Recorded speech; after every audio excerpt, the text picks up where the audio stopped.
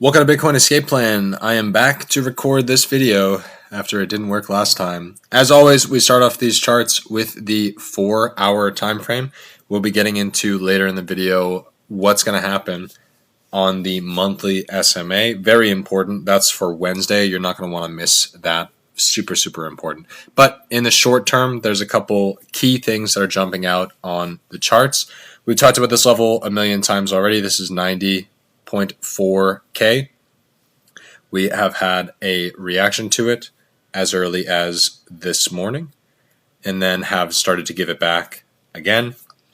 And then we also have talked about 86.1K a million times. This is a previous weekly close. At the moment, it does look like we are showing some strength above it over the course of last week, which is a really good sign. That is something that we want to pay attention to moving forward. But what do the Fibonacci pivots say on the 4-hour time frame? Well, the 90.4K pivot has been pulled down to 89.85K, which puts a little bit less pressure on us to, perform better than that. But we do have another pivot that opened at 90.8K, so I still read it as basically the same thing. 90.4K is the one that's actually important, and maybe we need another retest higher before we can actually move higher, but it's still going to be 90.4K. That's actually, I think, the most prevalent one.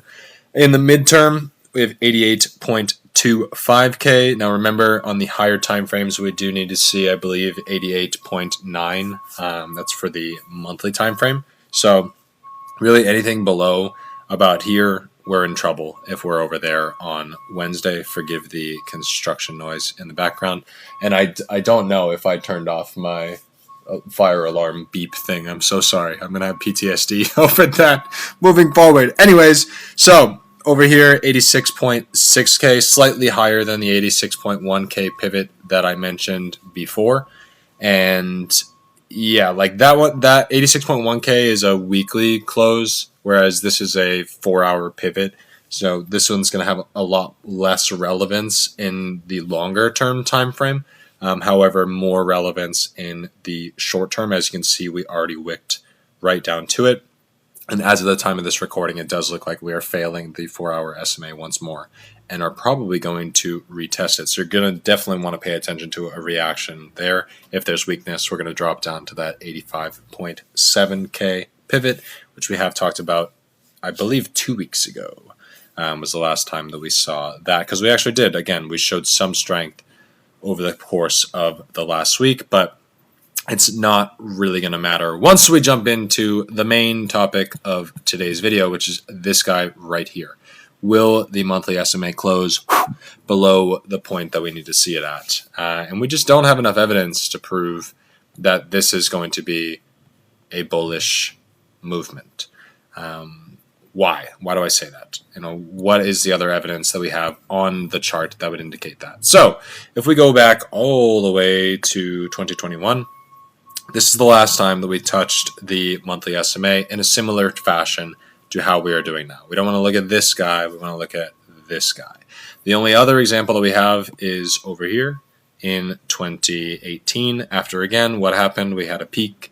We continued to go down. This one took a really long time. As you can see, it took the entire year. We didn't touch it until August of 2018, which is almost a full year after the peak, which is way different than this guy over here, where we've touched it almost immediately after the peak.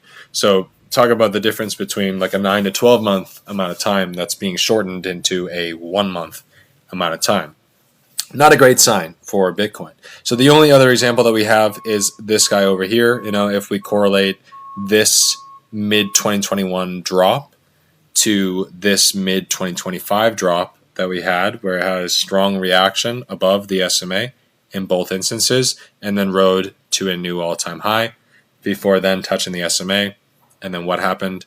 In this instance, it chopped for a couple months. This is my base case for what I think is going to happen now. I think we're going to chop on the SMA until about February or March, and then are probably going to give it up. If it does this, if it curves and then starts to curve lower, that'll give us a pretty clear indication price is going to go lower, not least of which because it'll be below it, and that'll be what is actually pulling it lower. Whereas over here, it was a lot more flat for that entire time period. Flat, and actually it did continue to rise. So there is a possibility that this never rounds and curves, that it just continues to flatten, but price does still retrace below it either way. It just doesn't trace as long. This is a shorter period of time than this is.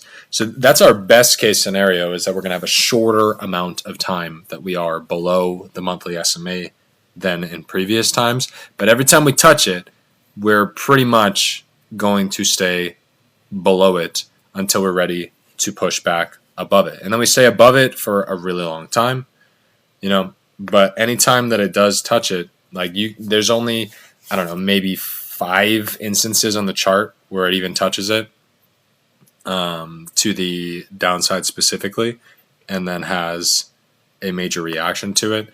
This side wouldn't really count. This is a different time, But even then, in 2020, even prior to this is COVID. COVID makes sense why there would be a dip there. It's already sitting on it at the end of 2019.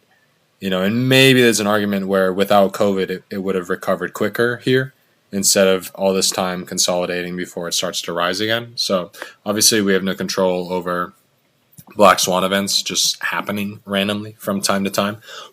Sorry, I have crap all over my computer. But that's my base case, is that we're going to chop here for a couple months. This is either going to continue flat or it's going to start to round down, and then we're going to start giving up price and going down towards here. This is going to be the really important range between about 71 and about 50K, right around there. We're not going to hit there immediately. We will have another pit stop at 80K first. Depending on, December is looking pretty flat. Again, we really need a close above 88.9K. If we get a close above 88.9K, what's going to happen immediately is next month we'll test below it, but then get an impulse higher. If we close right on top of it, it's kind of anyone's game, whether it's going to go higher or lower, but it's just not indicative of strength. And when we're looking at the rest of the market, there's no logical reason why you would jump out of this chart to go into this chart. There's no logical reason why you would jump out of this chart to go into this chart. It's just not going to happen. I know that people want to talk about how gold is going to rotate into Bitcoin. And I did go over this recently in another video, but I think that was yesterday's video, actually. There's no indication that gold has done its run. Gold is going to continue running, likely until whatever the bottom is of if we are headed towards a recession, which we don't have enough evidence to actually indicate if we are headed towards a recession. Go look at this chart real quick. This is the housing market index. I don't know if this is the newest data or if we're waiting until the end of the month for the newest data. But we're also close to the SMA here. Once we touch the SMA here, we will stay below it for a really, really long time. I do think that this is what we're coiling up to. This is what we're potentially going to see. This is 2007. 2007 starts dropping towards the SMA. It stays below it for 4 years, for a long, long time. Briefly, just to look at, gold, so you can see what happened during that same time period. In 2007, already gold is on a rise, is on a historic rise. Gold has been boring from 1980 until here. This is still below the peak in 1980. We don't hit the peak for 1980 until right here in 2006. So we're rising into that older level. We consolidate for the following year. But then this is right around when stock market and real estate peaked. Actually, I believe this is real estate. Stocks is actually over here, I think. And then gold starts to really rip. Whenever real estate and stocks has actually peaked, that's when gold really started to rip. So if we're to take that, for similar events, then we really have just started for gold. And this major move for the previous cycle. This is 2011. That's when houses bottomed. That's when the market started to recover. That's when gold peaked. And then gold got really boring for a time period. So that is my base case. What I assume is going to happen in the world is gold is going to continue to rise until real estate has bottomed out. Real estate is nowhere near bottoming out yet. This is something that will take years. It'll take a long time. In that particular instance, in 2007, that took from May roughly until almost as long, March, April, May of 2012. So almost 5 years, 4 to 5 years that it had to spend below that. So that's what I'm looking for, is if it touches that SMA, that's my base case, is that it's going to stay below it for 4 to 5 years, which is going to propel gold higher during that time and potentially is going to propel Bitcoin higher during that time. And this is the factor that we really don't know, because Bitcoin exists because of what I just described, because of what happened to the real estate market, what happened to the stock market literally in 2008. That's why Bitcoin exists. It's in the Genesis block. So what you need to remember is don't get distracted by everything else on these charts, all these other assets that you could be buying instead of Bitcoin. You need to have a strategy around amassing more of this. Governments have a Bitcoin escape plan. Corporations have a Bitcoin escape plan. You need to have a Bitcoin escape plan. That's the entire purpose and function of this channel, is to remind you to be buying more of this. You can go buy more of whatever you want. You can go trade whatever you want. You need to have more of this at the end of the day. The amount of Satoshis in your wallet needs to be continuously increasing before we get to the point of no return, which I think the point of no return is about 250,000. Once we're at 250,000, there's like less of a short-term argument to be going heavy on Bitcoin rather than some other asset. I talked about this in more depth in the other video, so I won't go into it in much depth here. But 2023 is still my target for when we get to 1 million. And if we fail it, there's a possibility it's going to go in the opposite direction for a time, and it will go back as low as 500, maybe even in Pico fear to 250. No one else is talking about that. No one else even thinks that that is a possibility, that we would see 1 million and then it would go in the opposite direction. But I have to acknowledge that if it's going to fulfill a similar role to gold, then gold, we've already seen evidence of that, where gold is going to be, the beloved child when everything else is failing. And as soon as everything else recovers, they're going to throw gold out like it doesn't exist. I very much feel like the same thing is going to happen to Bitcoin, unfortunately. We're already seeing it, where more money is flowing to the ETFs or to other altcoins and stuff like that than Bitcoin itself. People are getting distracted. They're not able to remember this is actually the asset that is scarce and digitally valuable. This is the one that you need to have more of. You don't need to have more US dollar equivalent of the rest of the things in your portfolio. You need to have more Satoshis. That is the point. If you do not understand that point, you do not understand crypto in general. So, what do we need to remember? What we need to remember is while money is flowing into the other assets, money is going to continue to flow out of this asset. Especially, I talked about this more in the stablecoin video. Once the stablecoins go fully into effect, which is January of 2027, what I would assume is going to happen between now and then is we're going to continue to chop. We'll have one more attempt higher, and then we're going to drop when we fail. We're going to continue to drop. We're going to retest these levels, like I said, 50 to 70K. And then we'll stay there for a time if we have enough strength in the market, or if it's dragged out long enough, volume will return. But no one's going to have volume if the rest of the market has started to fail as well. I don't have an exact estimate of when I think stocks turns around or starts to have a reversal. I think that'll be more clear on the chart, and kind of in the same time period that I'm talking about for Bitcoin, where I'm really waiting until February or March to have the confirmation that I need based on the monthly SMA. And that's probably around the same time that this will have pulled down long enough that we can have a reaction to that as well. Hopefully it's a positive reaction. That's not my base case. Oh my God, what did I just do? But I just spun the wheel of fortune. Essentially what we're looking at is 106.7K. I've talked about this a million times. That's the Fibonacci pivot level. And then this monthly SMA continues to get pulled lower and lower. It's at 103.3K right now. I would assume it's going to get pulled down to, and I talk about this in the newsletter. Make sure you go subscribe at bitcoinescapeplan.com to get those on a weekly basis. I had to re-record this video because my audio randomly did not work. But if you are subscribed to the newsletter, you already got it an hour ago. So there you go. Merry Christmas. Anyway, so that's what we need to pay attention to is the weekly SMA rather is going to continue to get pulled down. And we will have a reaction to it eventually, but look at how long we've been below it. Been below it way longer than March, April. We've been below it way longer than in 2024 as well. Maybe an equivalent amount of time, but then at least we had some retest in between. Whereas we got nothing. We got nothing even close, That's just a drop. Chop, chop, chop, chop, chop.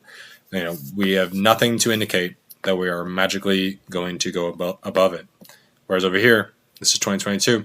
We were below it for a long time, dude. For a really, really long time. That is essentially what you need to mentally prepare for is, somebody who was, we'll go back to the monthly briefly for this. Somebody who is buying consistently from here to here is very happy up here. It's not going to matter. The people who did buy up here, that was foolish. And you were not patient. That being said, you had no way of knowing that we weren't going to keep going here or here. That's what everybody was saying. Everybody who was in the market was saying that, myself included. I thought we were going to go to 130 or 150 at least. 130 was my lowest target that I assumed, so 126 is pretty close to that. I wouldn't necessarily recognize that as a failure, more of just like an over optimism on my part and thinking it was going to go to 130, 150 probably. But that's really what you need to focus on when we're in a period where we're below the monthly and weekly SMA is anytime we're below the monthly and weekly SMA, it's a really good time to accumulate, even if you have to wait a long time. Would you be mad if your average cost basis was 50K right now? No, probably not. Probably a lot happier than anybody who's up at 125 as their cost basis. Do you have to wait longer? Yeah, you do.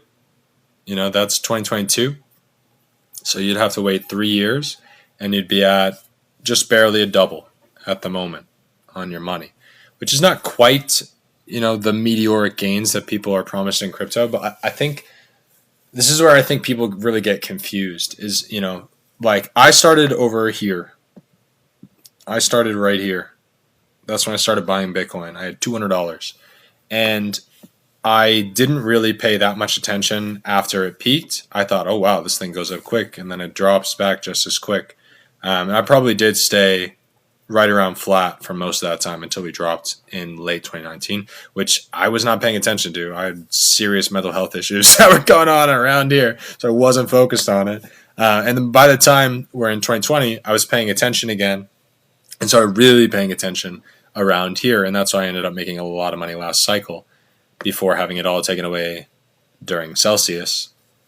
So a lot of people are still kind of repeating that same cycle where all the money went up. And now this is when bad things start to happen, where people really start to panic and they really start to lose faith in this asset. And what's actually going to happen is, what effectively happened to anyone in Celsius or BlockFi or any of those is they got rinsed from the total amount of Bitcoin that they had.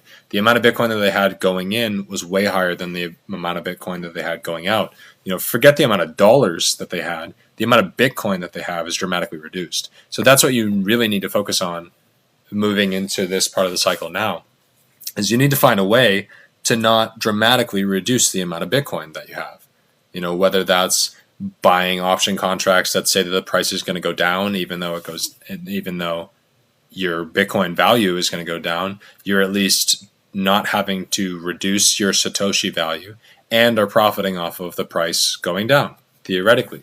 That's the purpose of the CME, that's the purpose of futures, that's the purpose of, the IBIT contracts. That's what people are going to use them for, is to not touch their stack, but to profit off of the price movement still. This is something you really need to get educated on, how to take advantage of this. This is the way of the world now. This asset is something that can be traded 24 hours, but you really have to know what you're doing in order to make money off of it. I really think that you're better off just accumulating this asset and using your knowledge to understand the other things that trade in relation to it. This is IBIT. IBIT trades entirely in relation to Bitcoin. So same thing, if Bitcoin's going to continue dropping, what's going to happen to IBIT? It's going to continue dropping to these same regions, down to, in this case, 30 to 40 for the price. That's going to be the region that it wants to test after it breaks down past 50. So for any of their customers are that would have just paid fees this whole time, and hopefully they sold out here, but they probably didn't, and now they're just going to watch it go in the opposite direction, and they're just going to wait while they're paying BlackRock fees that entire time. So the only thing that you can really do as an informed member of the cryptoverse is find clever ways to profit off of what the price is going to do, whether it goes up or down, without reducing your Bitcoin stack. Now, there's plenty of people who still like to play this game where they'll take profits up here and then they'll wait and they'll buy more over here. And that's fine, but you got to recognize that that's one method of income. And that's a method of income that's based on reducing your total exposure to the one thing that you want more of. So it is a good strategy if you have long-term capital gains, and if you're going to pay 0% on the majority of it, or even 10 or 15% on the rest of it. If you take 10 grand and turn it into 100 grand, then yeah, obviously there's a good argument for taking some of that off the table, since you're only going to pay taxes on about half of that. And you're going to pay whatever, 10 or 15% depending on your jurisdiction. That's not a bad deal. You're going to walk away with still, like, say, $80,000 or $90,000 after tax that could be re-put in to buy more Bitcoin. And in that particular instance, say that you bought it towards the beginning of the cycle, that would have been, say you bought it at 15K, and you bought $10,000 worth. That's, 0.66 BTC. You take it out over here, you come out with 100K, and now you wait until Bitcoin goes back to 50K. And again, after taxes, you got whatever, like 80 or 90K. Let's assume you got a little bit of extra cash in that time period. You're not going to be able to buy 2 Bitcoin instead of the 0.6 Bitcoin that you had over here. So there is a good argument for doing it if you're able to do it in large sums. But I think most people, when they hear that, it's somebody who's got $400 worth of Bitcoin. It's somebody who's got less than 5 figures worth of Bitcoin. And for you, you should just be focused on making more money elsewhere. And you're not going to make a lot of money from an asset like this unless you have a 5-figure sum in it. And really, it's like 6 figures is where it actually gets interesting with any type of movements in an asset. If you got $100,000 or something and it moves 20%, you just made 20 grand. That's awesome. That's something that's actually going to be meaningful. And same thing for 50 grand. If you have 50 grand and it moved 20%, congratulations, you just made $10,000. That's a great deal. It's not really as equivalent for, you got 5 grand, it went up 20%, you got a grand, cool, you're still poor. It's not going to be that much of a meaningful change to your life at that point. And that's just something that you need to accept. So my base case for what I assume is going to happen is it's going to be really boring until we get the stablecoins acts, which again, I talk about in the most recent video. The stablecoins go effect in 2027, which means we're probably going to chop and drop until then, at least to these 2024 levels. I think that's what's going to happen, is we're going to see some chop and then some weakness, and then that weakness is going to give way to stay in that range for a while. And then while everyone else is super excited about the UFC fight on the floor of the White House, and how gold is still ripping and it hasn't stopped, and SPY is still going, and when will it ever stop? Bitcoin is just going to continue to go down during that whole time period, which again, I know nobody at all wants to hear me say that on this channel. Like and subscribe if you want the truth and not opium. That's what we need to pay attention to, is while Bitcoin is getting more and more and more boring, essentially, that's going to be the time to buy. That's going to be the time. Like me personally, I'm doing everything I can to get my credit better so that by the end of 2026, I'm able to take out a hefty loan and buy more Bitcoin. That's what I want. That's my main focus at the moment, is to reduce my debt enough that I can go heavy on debt at that point, because then it's going to rocket in the opposite direction. And that's not financial advice. That's just what I believe is going to happen. Um, so that's what I would be paying attention to in the short term is, do we have another reaction to 80K? Is it a strong reaction? Cool. Then we're going to continue to chop. But the more times we have an interaction with 80K, the more likely that we are going to drop lower. And the first stop is going to be 73.74, that previous peak in March of 2024. That's super, super important. That's really going to give us a lot of information about whether the cycle is continuing. Because if we drop down to there and it shows strength, and it continues to show strength, or just chop and just stay there, that's actually not the worst case scenario. Obviously, for somebody who's DCAing, you want that prolonged downside. You want this. This is what you want. This is like, you want to deploy 50 grand worth of capital over this time period if you can, as much as possible during that time period. That's really what we're going to want to see, is another drop to here. And then all throughout 2024, it would have been a great time to accumulate for these highs here. If you bought in at 50 and it went to 125, you'd be very happy, But again, you got to remember, functionally, what is this asset? This is digital scarcity. This is 24-hour access to peer-to-peer transactions. It's not just number go up. It really is. We have to go back to the fundamental argument that as long as the U.S. government continues to print more money, it will need to find a home in places like this, or in gold, or in SPY. That's where it's going to move. The value can't stay in the dollar. It continues to go out of the dollar. It's got to go somewhere else. This is one of the places that it's going to go. It's just more volatile now than it's ever been in the past, because it's easier and easier to manipulate, and that's not going to change.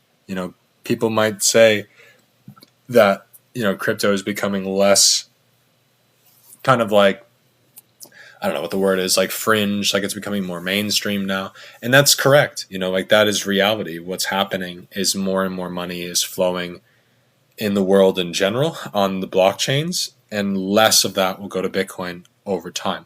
Still expect a decent amount of Bitcoin dominance to stay in Bitcoin itself. I would expect it's going to stay between like 40 and 60% for a very long time, like between here and here. I would assume it's just going to kind of pinball there, and may even just stay. Over time it may get more and more boring, where it's like less and less volatile over time, and just like 50% of the cash that's in crypto is just going to get parked into Bitcoin, just because that's what people do.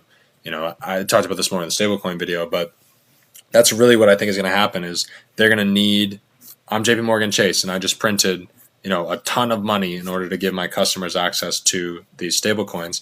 Well, the stablecoins don't offer yield.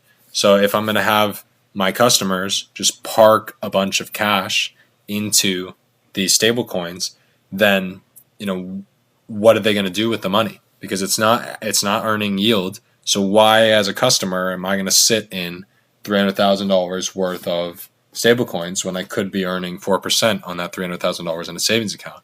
And there's no reason for them to use the stablecoins other than, if I have to send a wire to buy a car, or if I have to send a wire in order to buy a house or something like that, that's when they're going to use a stablecoin. So you're going to see offers for, use a certain amount of stablecoins, or like use stablecoins to buy a house or to buy a car, and you're going to get like more points essentially, or like more cash back, or whatever the hell offers that they want to give in order to be able to do that. So what I imagine is going to happen, it's going to be very similar to 2006, 2007, where they're giving out mortgages like candy. They're doing everything they can to make the average person have 3 houses and 4 mortgages or whatever, even though that person does not have the income to facilitate that. They're about to do the same fucking thing, where they're going to make it so easy for you to buy a new car or for you to buy a new home, and then they're going to pull the market out from underneath people. And I do think that that'll take longer. So to go back to stock market for a minute, let's assume that this does not take a short period of time. Let's assume somehow we keep kicking the can down the road for a while, and the average just continues to go higher and higher, like it has for several years at this point. What that means is we're over here and we get the stable coins. So if the stable coin suddenly makes it really easy to get really competitive in the market again, and the prices start going up and up and up because everything's on sale and it's going and people are flipping it very quickly. I don't know where that demand is going to come from, because it's definitely showing signs of weakness. It showed signs of weakness as early as 2022 during those banking crises. So eventually it's going to need to correct. And we can't really assume that it's going to happen exactly the way that it did in previous cycles, but we can assume that that money is going to need to flow somewhere safe. And if it's a stable coin, and I don't want to buy a house right now because the market's still dropping and it seems like it's going to continue dropping, then, what's going to be going up? Gold's going to be going up during that whole time period. I won't go further into depth on the gold argument, but that's going to continue to go up until we're at the bottom of wherever the real estate market is. So the longer the real estate goes down or consolidates and goes down, the longer that gold will continue to rise. And then whenever gold is actually properly done, it's going to be boring for a long period of time. And then it's going to have to jump into assets like Bitcoin. So we need to be prepared for Bitcoin to be boring for a very long period of time. And then it'll recover. Not as long as gold. Gold will be boring for 5 to 10 years, depending on, the broader macroeconomic factors. I do think we're in kind of a different paradigm right now than like any other time period in recent history. Maybe there's an argument that the USSR, the Cold War, was actually like closer to a real arms struggle than we are actually now with China.